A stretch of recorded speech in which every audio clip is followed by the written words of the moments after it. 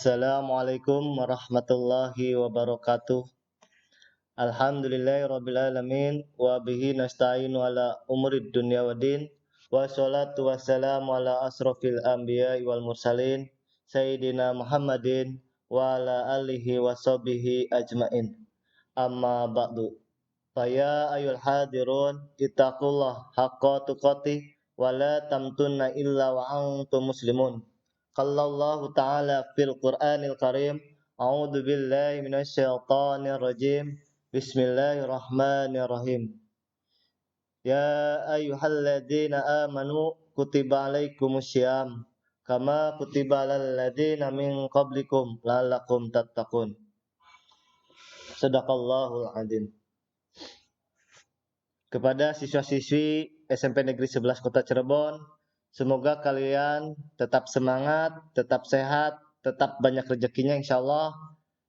Kita berjumpa lagi pada pembelajaran jarak jauh, tetapi saya diberi amanah untuk mengisi materi tentang tata cara salat sunnah Idul Fitri pada pembelajaran pesantren kilat ini.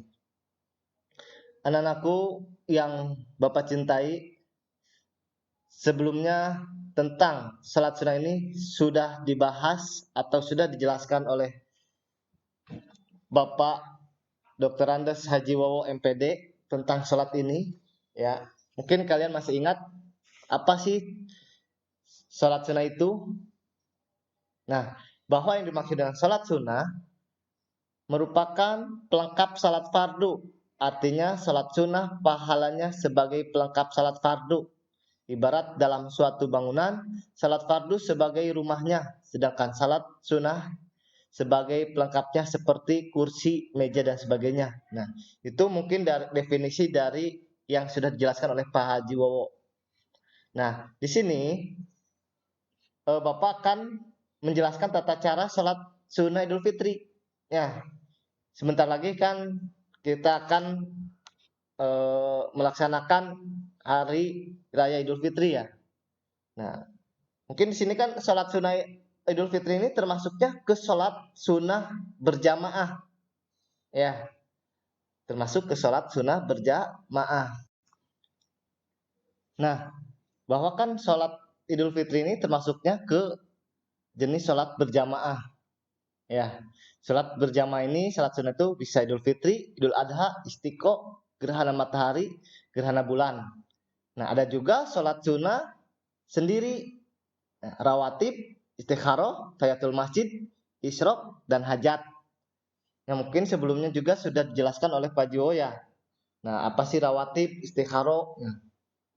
Nah, terus di sini kan Bapak menjelaskan terfokusnya tentang tata cara salat sunnah Idul Fitri. Apa aja ya, dari awali dengan apa ya salat sunnah itu, salat sunnah Idul Fitri ini. Ya. Salat sunnah yang pertama, salat sunnah Idul Fitri itu adalah salat sunnah 2 rakaat yang dilaksanakan pada hari raya Idul Fitri pada setiap 1 Syawal setelah melaksanakan puasa Ramadan 1 bulan lamanya. Hukum melaksanakan salat sunnah ini adalah sunnah muakkad atau sangat dianjurkan. Nah, dalam hadis riwayat Bukhari Al-Muslim, salat Idul Fitri secara berjamaah dianjurkan untuk dilaksanakan di tanah lapang. Hadis dari Abdul Bukhari, Rasulullah SAW biasa keluar pada hari raya Idul Fitri dan Idul Adha menuju tanah lapang. Nah, salat Idul Fitri ini dilaksanakan pada pagi hari dengan berjamaah, ya anak-anakku. Nah, namun salat Idul Fitri dapat juga dilaksanakan secara munfarid. Jika berhalangan untuk melaksanakan secara berjamaah, boleh dilaksanakan sendiri juga di rumah. Ya, bahwa itu yang maksud dengan salat Idul Fitri. Nah, salat Idul Fitri itu ada tata caranya. Kita lihat ya. Yang pertama itu salat Idul didahului niat yang jika dilafalkan akan berbunyi usolli rakaataini sunatan di Idul Fitri.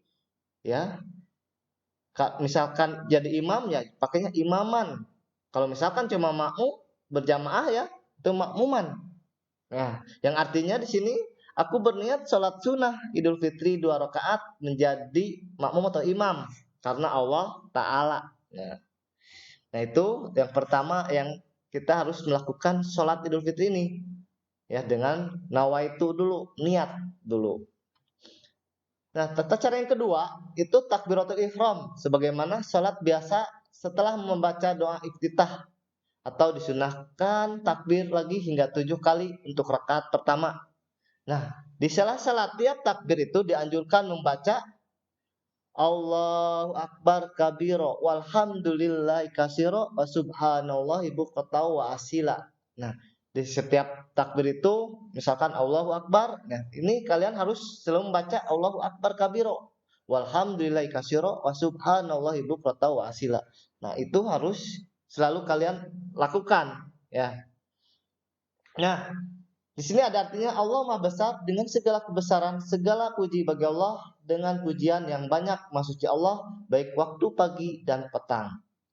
Ada juga dengan membaca subhanallahi walhamdulillahi wala ilaha illallah wallahu akbar. Itu boleh dengan membaca seperti itu juga. Yang artinya, Maha suci Allah, segala puji bagi Allah, tiada Tuhan selain Allah, Allah Maha Besar. Nah, terus tata cara yang ketiga membaca surat Al-Fatihah. Ya, Al-Fatihah setelah melaksanakan rukun ini dianjurkan membaca surat Al-Ala.